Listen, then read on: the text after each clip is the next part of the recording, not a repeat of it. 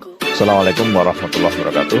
Selamat datang di BBC Budiono Pintar Channel. Jangan lupa tekan tombol like, beri komentar yang santun, dan subscribe agar selalu mendapat notifikasi tayangan baru dari kami. Terima kasih. Para mahasiswa yang cintai karena Allah, selamat datang dalam perkuliahan kajian bahan pembelajaran tematik terpadu. Mari kita menjelajahi keindahan dan kebermanfaatan dari pendekatan ini dalam mempersiapkan para pendidik masa depan. Ayo bersama-sama menggali wawasan dan inspirasi yang akan membawa perubahan positif dalam dunia pendidikan. Bahan pembelajaran yang berkualitas adalah kunci keberhasilan. Seperti tanah yang subur, mereka menyuburkan pikiran dan jiwa. Dengan penuh semangat dan penghayatan, setiap pelajaran menjadi jembatan menuju kebijaksanaan dan kesuksesan yang abadi dalam perjalanan hidup. Bahan pembelajaran tematik terpadu adalah landasan penting dalam pendidikan kontemporer yang bertujuan untuk mempersiapkan peserta didik dengan kecerdasan multidimensi.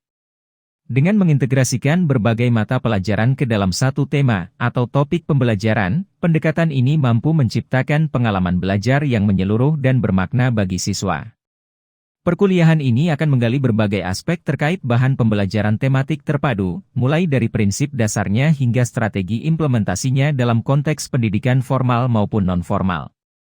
Kami akan membahas tentang perancangan bahan pembelajaran yang relevan dengan kebutuhan dan perkembangan peserta didik, serta bagaimana mengintegrasikan teknologi dan sumber daya lainnya untuk mendukung pembelajaran tematik terpadu. Kami mengajak para mahasiswa untuk aktif berpartisipasi dalam diskusi, berbagi pengalaman, dan bertukar ide demi memperkaya pemahaman bersama. Semoga perkuliahan ini menjadi wahana yang menginspirasi untuk merancang dan mengimplementasikan bahan pembelajaran tematik terpadu yang inovatif dan efektif dalam mendukung proses pembelajaran yang holistik dan berkesinambungan bagi generasi masa depan. Terima kasih atas partisipasi dan perhatiannya. Ayo bersama-sama menjadikan pendidikan lebih bermakna dan berdampak positif. Kajian bahan pembelajaran tematik terpadu untuk sekolah dasar merupakan sebuah langkah progresif dalam pengembangan pendidikan di era kontemporer. Pendidikan menjadi fondasi utama bagi pertumbuhan dan perkembangan anak-anak, serta merupakan pilar penting dalam mempersiapkan generasi mendatang yang tangguh dan berdaya saing. Dalam rangka mencapai tujuan tersebut, pengembangan bahan pembelajaran menjadi aspek yang krusial. Bahan pembelajaran tematik terpadu menawarkan pendekatan yang holistik dan menyeluruh dalam proses pembelajaran. Dengan mengintegrasikan berbagai bidang studi ke dalam satu tema atau topik pembelajaran, pendekatan ini membantu memperkuat keterkaitan antara materi pembelajaran, sehingga memberikan pengalaman belajar yang lebih bermakna bagi peserta didik. Kajian ini bukan hanya sekadar telaah terhadap materi pembelajaran yang sudah ada, melainkan juga menjadi ajang refleksi terhadap kebutuhan aktual dalam pendidikan, dinamika perkembangan, serta perkembangan teknologi informasi dan komunikasi.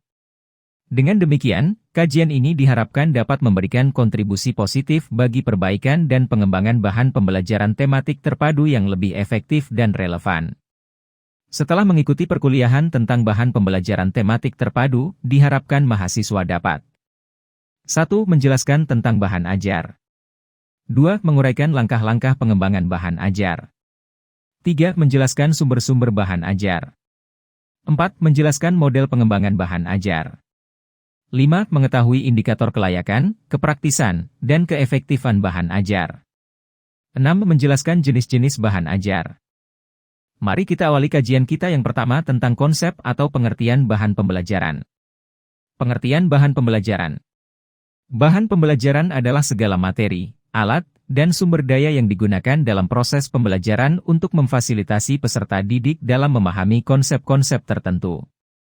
Bahan pembelajaran dapat berupa buku teks, modul, media pembelajaran, perangkat lunak, permainan, atau bahan-bahan lain yang dirancang untuk membantu peserta didik mencapai tujuan pembelajaran yang telah ditetapkan.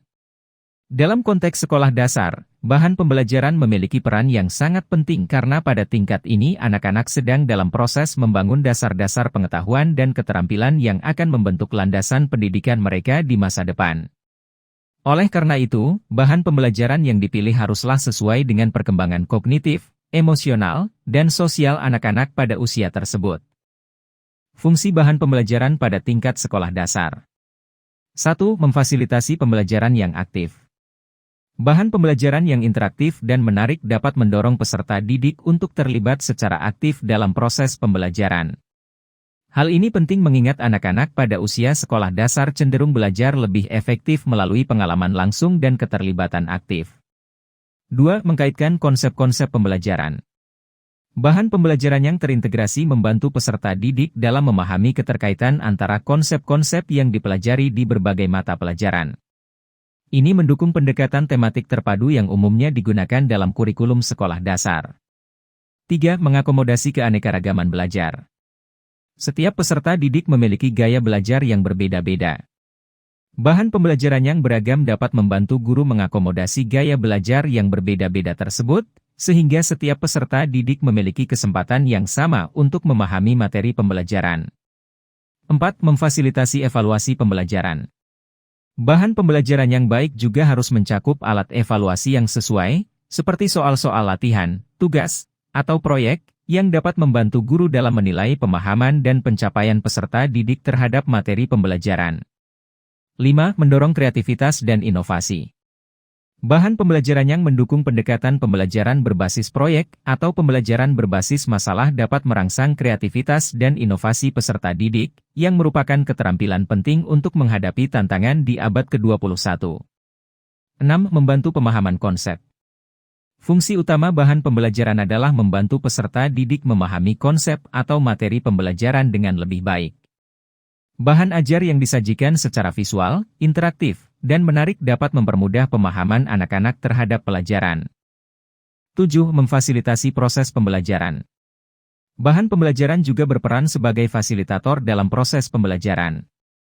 Melalui penggunaan bahan ajar yang variatif, guru dapat menciptakan pengalaman belajar yang menarik dan menyenangkan bagi siswa, sehingga memotivasi mereka untuk belajar dengan lebih aktif.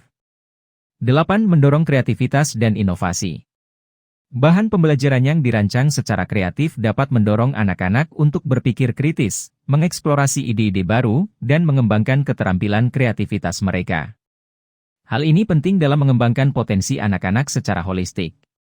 9. Menyesuaikan diri dengan kebutuhan individual.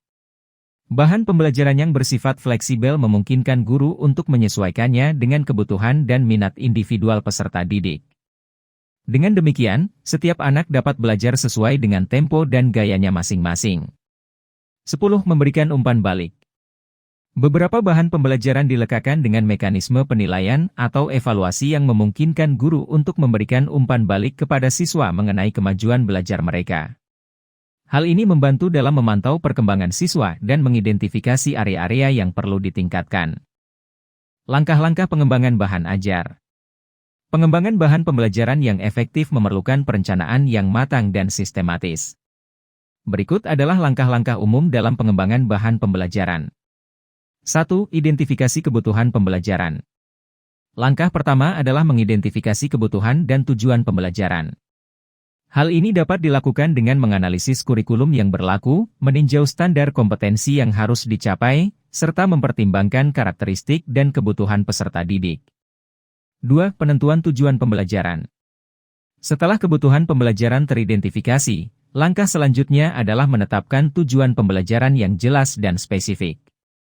Tujuan pembelajaran harus menggambarkan hasil yang diharapkan dari proses pembelajaran dan dapat diukur. 3. Perencanaan materi pembelajaran. Langkah ini melibatkan perencanaan konten dan struktur bahan pembelajaran. Materi pembelajaran harus disusun secara sistematis dan terstruktur sesuai dengan tujuan pembelajaran yang telah ditetapkan. Penggunaan berbagai sumber informasi dan metode pembelajaran yang relevan dapat memperkaya bahan pembelajaran. 4. Pemilihan metode dan strategi pembelajaran. Setiap bahan pembelajaran memerlukan metode dan strategi pembelajaran yang sesuai dengan tujuan pembelajaran dan karakteristik peserta didik. Pemilihan metode pembelajaran yang bervariasi, seperti ceramah, diskusi kelompok, demonstrasi, atau praktik langsung, dapat meningkatkan efektivitas bahan pembelajaran. 5. Pengembangan media pembelajaran. Media pembelajaran merupakan sarana yang digunakan untuk menyampaikan materi pembelajaran dengan lebih efektif. Pengembangan media pembelajaran dapat mencakup pembuatan presentasi multimedia, pembuatan video pembelajaran, atau penggunaan permainan edukatif. Media pembelajaran harus dirancang dengan memperhatikan aspek visual, audio, dan interaktif. 6. Pengujian dan evaluasi bahan pembelajaran. Sebelum bahan pembelajaran digunakan secara luas, penting untuk menguji dan mengevaluasi kualitas dan efektivitasnya. Pengujian bahan pembelajaran dapat dilakukan melalui uji coba terbatas di kelas, wawancara dengan peserta didik dan guru, atau observasi langsung. Evaluasi terhadap bahan pembelajaran dapat dilakukan dengan mempertimbangkan kelayakan, keefektifan, dan keberlanjutan penggunaannya. Sumber-sumber bahan pembelajaran. Sumber-sumber bahan pembelajaran merupakan beragam materi, media, atau alat yang digunakan dalam proses pembelajaran untuk membantu peserta didik memahami konsep atau materi yang diajarkan. Berikut adalah beberapa contoh sumber-sumber bahan pembelajaran. 1. Buku teks. Buku teks adalah sumber belajar yang umum digunakan di sekolah. Mereka menyajikan materi pembelajaran dalam format yang terstruktur dan terorganisir. Contoh, Matematika kelas 6, oleh Bambang Supriyadi. 2. Modul pembelajaran. Modul adalah sumber belajar yang mengandung materi pembelajaran tertentu yang disajikan dalam format yang lebih terfokus. Contoh, Modul pembelajaran IPA kelas 5, oleh Siti Nur. 3. Presentasi multimedia. Presentasi multimedia menggabungkan teks, gambar, audio, dan video untuk menyampaikan informasi dengan cara yang menarik dan interaktif. 4. Permainan edukatif. Permainan edukatif adalah alat pembelajaran yang menyenangkan yang dirancang untuk mengajarkan konsep-konsep tertentu melalui interaksi aktif. Contoh, Mat Bingo, oleh Learning Resources. 5. Media pembelajaran interaktif. Media pembelajaran interaktif mencakup perangkat lunak edukatif, aplikasi mobile, dan situs web yang dirancang untuk memfasilitasi pembelajaran interaktif dan mandiri. Contoh, Han Academy. 6. Rekaman audio dan video. Rekaman audio dan video dapat digunakan untuk menyajikan informasi secara audiovisual, memfasilitasi pemahaman yang lebih baik. Contoh, BBC Learning English. 7. Bahan pembelajaran berbasis web. Bahan pembelajaran berbasis web mencakup berbagai sumber belajar yang tersedia secara online, termasuk situs web pendidikan, kursus online, dan repositori sumber belajar. Contoh, Google Classroom. Melalui pemanfaatan sumber-sumber bahan pembelajaran yang beragam, peserta didik dapat memiliki pengalaman pembelajaran yang lebih menyenangkan dan efektif dalam memahami konsep-konsep pembelajaran. Model pengembangan bahan ajar. Model pengembangan bahan ajar adalah kerangka kerja atau prosedur yang digunakan untuk merancang, mengembangkan, dan mengevaluasi bahan ajar. Ada beberapa model pengembangan bahan ajar yang umum digunakan, salah satunya adalah model ADDIE, analisis, desain, development, implementation, evaluation. Berikut adalah penjelasan detail tentang setiap langkah dalam model ADDIE. 1. Analisis. Tahap analisis adalah langkah awal dalam pengembangan bahan ajar. Pada tahap ini, dilakukan identifikasi kebutuhan pembelajaran, tujuan pembelajaran, serta karakteristik peserta didik.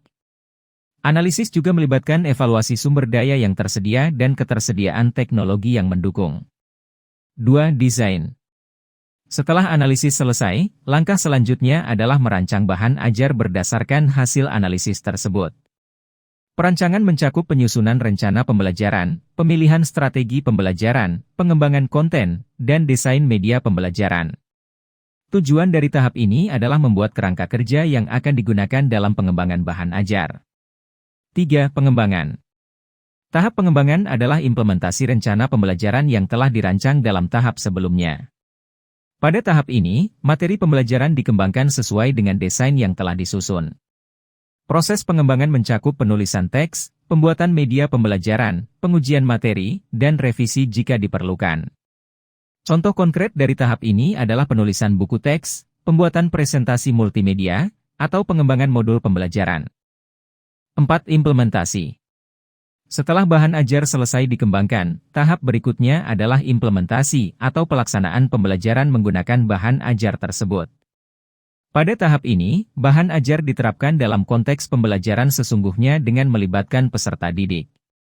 Guru atau fasilitator memfasilitasi proses pembelajaran dan menggunakan bahan ajar untuk mendukung pencapaian tujuan pembelajaran. 5. Evaluasi. Tahap evaluasi adalah langkah terakhir dalam model ADDIE.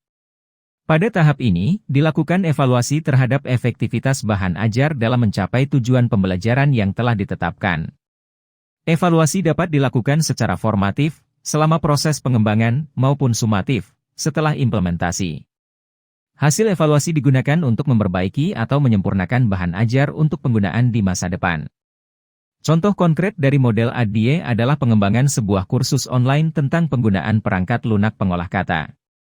Proses dimulai dengan analisis kebutuhan pengguna, perancangan kurikulum dan materi pembelajaran, pengembangan konten kursus dan materi pembelajaran interaktif, implementasi kursus melalui platform online, dan evaluasi efektivitas kursus berdasarkan hasil tes dan umpan balik dari peserta kursus.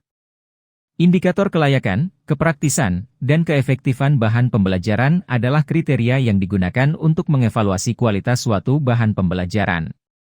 Berikut adalah penjelasan tentang masing-masing indikator. Kelayakan bahan pembelajaran. 1. Relevansi. Seberapa relevan bahan pembelajaran dengan kurikulum dan tujuan pembelajaran yang ditetapkan? 2. Kesesuaian. Sejauh mana bahan pembelajaran sesuai dengan karakteristik peserta didik, seperti tingkat kognitif dan minat belajar. 3. Ketepatan. Seberapa tepatnya konten dan materi pembelajaran disusun untuk mencapai tujuan pembelajaran. 4. Kemutahiran. Sejauh mana bahan pembelajaran mencerminkan perkembangan terkini dalam bidang studi yang diajarkan. Kepraktisan bahan pembelajaran. 1. Kemudahan penggunaan. Seberapa mudah bahan pembelajaran digunakan oleh guru atau fasilitator dalam proses pembelajaran. 2. Ketersediaan sumber daya. Ketersediaan sumber daya yang diperlukan untuk menggunakan bahan pembelajaran, seperti perangkat lunak, perangkat keras, atau bahan-bahan tambahan. 3. Waktu pembelajaran. Waktu yang diperlukan untuk mengimplementasikan bahan pembelajaran dalam pembelajaran. Keefektifan bahan pembelajaran. 1. Pencapaian tujuan pembelajaran. Sejauh mana bahan pembelajaran membantu peserta didik mencapai tujuan pembelajaran yang ditetapkan. 2. Peningkatan pemahaman. Kemampuan bahan pembelajaran dalam meningkatkan pemahaman konsep dan keterampilan peserta didik. 3. Keterlibatan siswa. Tingkat keterlibatan dan partisipasi siswa dalam pembelajaran menggunakan bahan pembelajaran. 4. Umpan balik. Kualitas umpan balik yang diberikan oleh peserta didik dan guru terhadap bahan pembelajaran. Contoh indikator.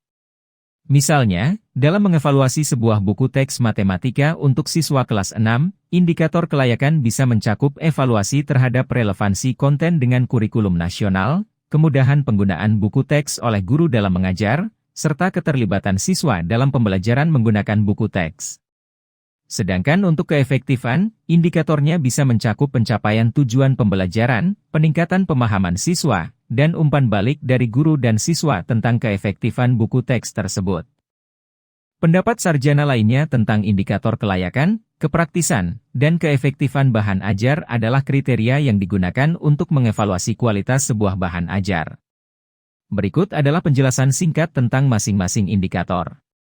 1. Indikator kelayakan, feasibility.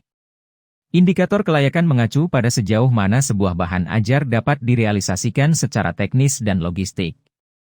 Beberapa pertimbangan kunci dalam menilai kelayakan suatu bahan ajar meliputi: ketersediaan sumber daya. Apakah sumber daya yang diperlukan untuk mengimplementasikan bahan ajar tersebut tersedia atau tidak? Waktu. Apakah waktu yang dibutuhkan untuk mengimplementasikan bahan ajar tersebut sesuai dengan jadwal pembelajaran yang tersedia? Biaya. Apakah biaya yang diperlukan untuk mengembangkan dan mengimplementasikan bahan ajar tersebut sesuai dengan anggaran yang tersedia? 2. Indikator kepraktisan, practicability. Indikator kepraktisan berkaitan dengan sejauh mana sebuah bahan ajar dapat diterapkan dengan mudah dan efisien dalam konteks pembelajaran. Beberapa pertimbangan penting dalam menilai kepraktisan suatu bahan ajar meliputi: keterjangkauan. Seberapa mudah bahan ajar tersebut dapat diakses oleh peserta didik dan guru. Keterbacaan. Seberapa mudah bahan ajar tersebut dipahami oleh peserta didik. Kelengkapan. Seberapa lengkap dan relevan materi pembelajaran yang disajikan dalam bahan ajar tersebut. 3. Indikator keefektifan, effectiveness. Indikator keefektifan menilai sejauh mana sebuah bahan ajar dapat mencapai tujuan pembelajaran yang telah ditetapkan. Beberapa pertimbangan yang penting dalam menilai keefektifan suatu bahan ajar meliputi pencapaian tujuan pembelajaran. Sejauh mana bahan ajar tersebut mampu membantu peserta didik mencapai tujuan pembelajaran yang telah ditetapkan. Tingkat pemahaman. Seberapa baik peserta didik memahami konsep atau materi pembelajaran setelah menggunakan bahan ajar tersebut. Penggunaan kembali. Sejauh mana bahan pembelajaran tersebut dapat digunakan kembali untuk keperluan pembelajaran di masa mendatang. Perlu dicatat bahwa penilaian terhadap indikator kelayakan, kepraktisan, dan keefektifan harus dilakukan secara holistik dan komprehensif untuk memastikan bahwa sebuah bahan pembelajaran memiliki kualitas yang baik dan dapat memberikan dampak positif dalam proses pembelajaran. Jenis-jenis bahan pembelajaran. Bahan pembelajaran merupakan alat atau materi yang digunakan dalam proses pembelajaran untuk membantu peserta didik memahami konsep atau materi yang diajarkan. Berikut adalah beberapa jenis bahan pembelajaran beserta penjelasan rinci dan contohnya. 1. Buku teks. Buku teks adalah sumber belajar yang umum digunakan dalam pendidikan formal. Buku teks menyajikan materi pembelajaran secara sistematis dan terstruktur sesuai dengan kurikulum yang berlaku. Contoh. Matematika kelas 6 SD, oleh Sukirman, Bahasa Indonesia. 2. Modul pembelajaran. Modul pembelajaran adalah bahan pembelajaran yang disusun dalam bentuk buku kecil atau dokumen digital yang berisi materi pembelajaran, aktivitas, dan latihan-latihan yang terstruktur. Contoh. Modul pengenalan pemrograman dasar untuk siswa SMA, modul menulis cerita pendek untuk siswa SMP. 3. Presentasi multimedia.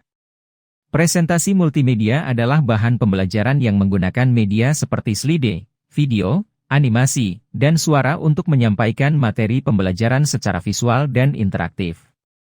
Contoh. Presentasi PowerPoint tentang pengenalan planet-planet di tata surya, video animasi tentang siklus hidrologi. 4. Permainan edukatif.